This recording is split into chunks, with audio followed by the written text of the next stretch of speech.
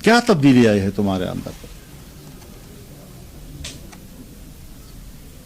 अगर आप हमें मजबूर करते हैं कि हम खुशामद करके सियासत करेंगे तो ये जमीयत उलमा इस्लाम की रविश नहीं है, ये जमीयत उलमा इस्लाम की तरबियत नहीं है।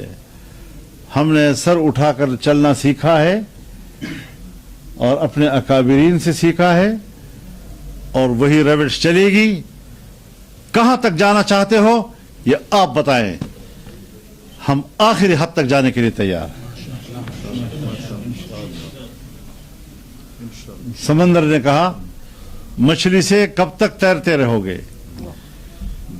तो मछली ने कहा जब तक तेरे अंदर मौजें मारने की ताकत है उस वक्त तक मेरे अंदर तैरने की भी ताकत है।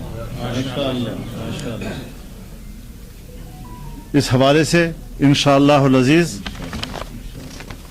12 अप्रैल को